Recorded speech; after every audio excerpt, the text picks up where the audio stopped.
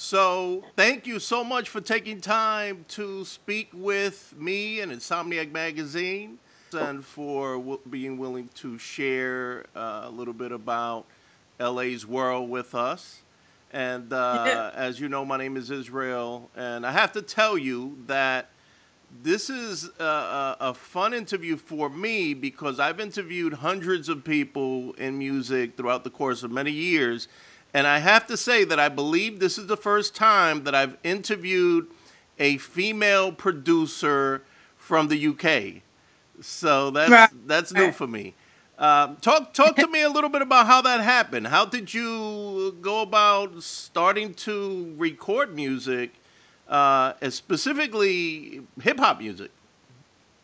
Well, I've been a hip hop fan for many years, and I just wanted to try and get into making my own beats, really. So that's why I got into it, to be honest. I love the music, and I just thought I'd experiment with, different styles, different samples, and see where it takes me, really. So that's what really got me into it. So what kind of hip hop music did you first get into, and when did that happen? When did you first discover hip hop? I'd say maybe early 90s. Like, I was born in the 80s. I've got two older brothers. So it was really them that put me on to the hip hop music. In the early 90s, like, Wu-Tang Clan were like the first hip hop group that I really started listening to. Gravediggers, Busta Rhymes, Noriega. And from then on, like, I just fell in love with the whole hip hop culture, and I started schooling myself on other rappers and producers, and there was a whole array of different styles and everything. So yeah, that's how I got into it. Indeed. So, and it seems like that was like the '90s golden era. The first golden era obviously was the Right. '80s, Yeah. but those are certainly some of the most influential artists from the '90s part of hip hop. So, I'm curious, how did you go from being a fan to producing music? Like, what was your first foray into production? What was the first gear that you used, and how did that come about? Um. Well, I knew someone who had Reason 5 many years ago, and I just thought, I'll try that. Prior to that, I experimented with little bits of software. Like, I don't know if you've heard of Hip Hop EJ, but they had like samples already in the program, so I just dabbled with that. And then from there, I just thought, yeah, I want to get into it, a bit more, and try and experiment with different samples and stuff. So then I started using Cool Edit Pro, which is a very old school piece of software. But because I got into the singing as well a few years ago, I could use that same software to record vocals. Um, so yeah, I used to take samples and I just chop different parts of the sample up and then rearrange it, and that's the first real piece of software that I started to use, to be honest. And that's what I used for my first album, instrumental album called Elstrumentals. Dropped that in 2015. It's available on my Bandcamp. If you can check that out, that'd be dope. Cool. Nice. So let's talk a little bit about from, your foray into making music on your own, experimenting, with various types of software to actually releasing the music. So what was your Mhm. approach to releasing that first project? Was it something that you just had a bunch of music and you put it up, or was there a little bit more, I guess, organization and strategy to making that release available? Um, well, a lot of my peers are artists themselves, so I've been observing how other artists promote their music, and I took that knowledge for myself, and I thought, yeah, I'll use Twitter. I've got a Twitter list, you know, of DJs and radio stations, blogs, and that's what I use to promote my music mainly at the moment, because social media, you know, is the number one tool that artists use these days to promote. So I use that. I've got my Facebook page that I use, my personal profile, and yeah, just really observing what others are doing and just following that, and it does tend to work. But also outside of that, I've been researching myself, so I've got a music book that I read from time to time that shows you, you know, the best way of promoting your stuff. I've got a logo as well, so, you know, it's definitely about branding and putting your logo on everything, you know, so that people can identify and say, oh yeah, that's LA. Indeed. You know? Indeed. And when you say logo, not just a visual logo, but also a sonic logo.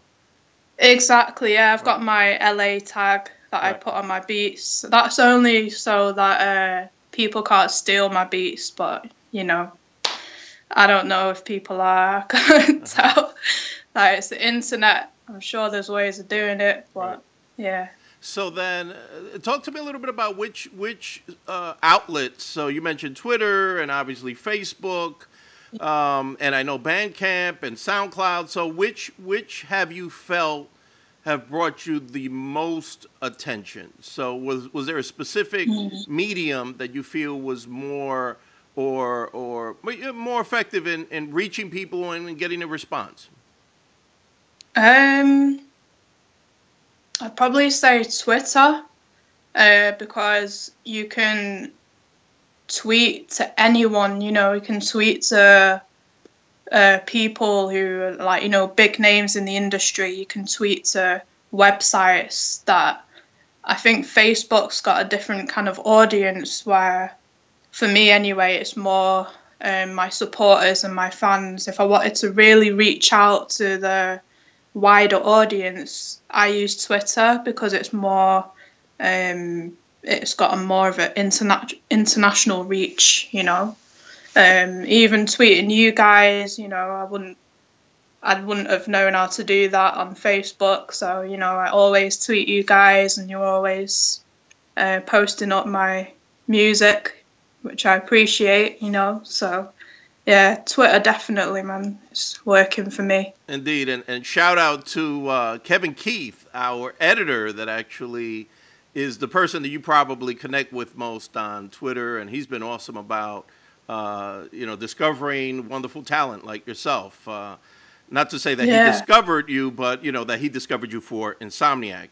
Yeah, shout out to him. Shout out to him. Indeed, indeed. So let's talk a little bit about connecting internationally with some of the artists that you produce, because I know you're, you know, affiliated and you're part of the Winners collab, and I'm curious how you connected with all these MCs from different parts of the world, specifically in the United States. Well, America is, you know, New York's the home of hip hop, so it's got a large hip hop community over there. In terms of the Winners, I used to listen to The Connection many years ago.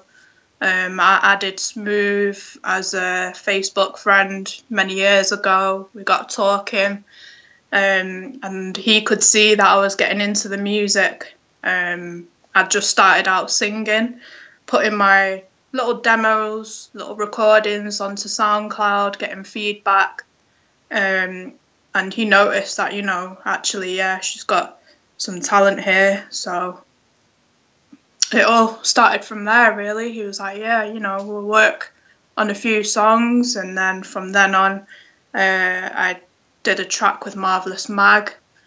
And then everyone in the crew, basically, we all wanted to work together. And it was just from then, really, that, you know, Hus Kingpin named me the first lady of the winners. So, I've been rolling with that. Nice, nice. Yeah, no, it's good to be the only female member of the crew, Right. Definitely. And how's that workflow work? So you're making beats, you're producing music. Is it simply that you send the music out and they kind of just add their vocals, or is there another workflow back and forth and kind of fine tuning that process? It's mainly online, so yeah, via email, via we've got Facebook. Everyone's got Facebook these days, so I do converse with a few members of the crew. So yeah, sending beats, it's easy. Everyone's got each other's emails, and we just do it that way, really. Right. And Yeah. and you mentioned singing, and you're an awesome singer, very soulful. And Thank you. that you're welcome. And I'm curious, how did that come about? So you went from being exposed to hip hop. I'm assuming that did you listen to other genres of music before hip hop, or did it all kind of start as far as you really getting into it with hip hop? Growing up, I used to listen to all sorts of music. Being from Manchester, they've got a very huge indie scene, which is like rock music. But then when I got into the hip hop, I was listening to R&B. Obviously, R&B was very big in the 90s. I used to listen to Dwele, Music Soul Child, TLC, a whole bunch of artists, and I was very much into the neo soul music as well. And yeah, with the producing, I just wanted to try singing for myself and see where it takes me. So at the very beginning, I used to record on my phone. I used to put it out on SoundCloud, see what kind of feedback I'd get. Had very positive feedback, and then I just kept putting more tracks out. Started working with Smooth, Marvelous Mag, a few other MCs from not just America but around the world. And yeah, the response has been amazing. So that's what's kept me going, Indeed. So yeah. Indeed. And when I listen to you sing, you mentioned neo soul. Yeah. You almost have a vintage vibe to your delivery. It feels very soulful, which I think soul is missing, in my opinion, from a lot of music today. Yeah. So is there something even beyond the 90s that maybe you went back and you discovered some of the singers from the 70s or the 80s? I'd say yeah, like, because I'm sampling a lot of old soul music as well. When I revisit those times, the 70s, the 60s, the way that they sing on the records, I definitely observe that as well, and I take a little bit of that and I'll put it into my own music. So singing wise, production wise, it's all there. Yeah. Nice. Yeah. So what about live performances? Are you going out there and either playing production live, or are you performing live, singing live? I've only ever done 3 live performances, and Okay. that's singing. So I'm still kind of new to the performing side of it, but the more I do it, the more confident I become. In terms of producing, I've never played live, but I would love to do that at some point. So hopefully at some point this year, I'll get my MPC and I'll just, make a beat, just beat. And yeah, see how that goes, really. Awesome. So, yeah. What's the hip hop vibe like over there? I mean, I'm talking about like the scene. Is there a significant scene in Manchester, or what's it Yeah. like? Yeah, it's a big hip hop scene over here. We've got quite a few hip hop producers, hip hop artists. We put on quite a few hip hop nights throughout the year. But yeah, there's a lot of local artists here. There's a lot of talent in Manchester. I'm working with a Manchester producer called Pro P. He's got a group of him, a few other guys called the Bluntskins. They're doing their thing.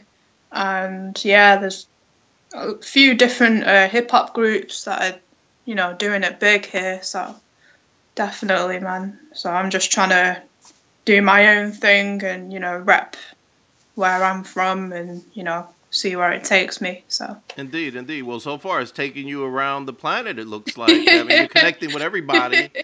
So what are you feeling right now? I mean, in regard to music in general, what do you listen to outside of the? I know you're listening to the Winners, but outside of the Winners camp, what are you listening to?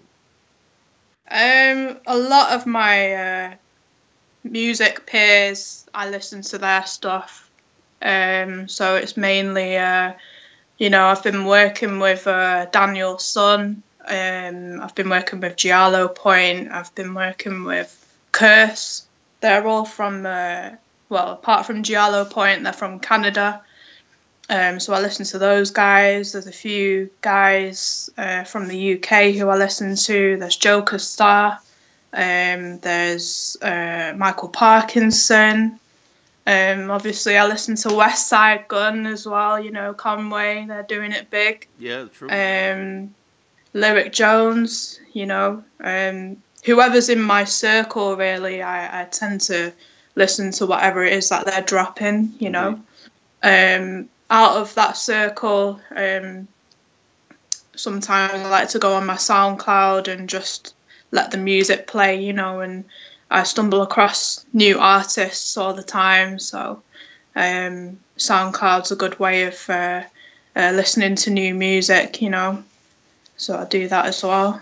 Indeed. So what should folks be looking out for right now from LA? What should they be checking at the moment that's available, and what should they be looking forward to? Okay, so all the work that I've been doing up till now is on my SoundCloud. I use SoundCloud for everything, music-wise. So if you check that out, I've got beats, I've got remixes, I've got all my songs on there. My album, Instrumentals, as I mentioned before, is on my Bandcamp. Of course, I'm going to be updating that throughout the year. To look forward to, I've got a music video coming out soon. I've not got an official date yet. It's still being mixed, but that's coming out. It's got a feature from Genesis Elijah, who's a massive UK artist as well from London. So watch out for that. I'm also going to be doing a music video for another song featuring Joker Star. It's on a Michael Parkinson track. What else have I got? I've just produced my first ever hip hop album as well.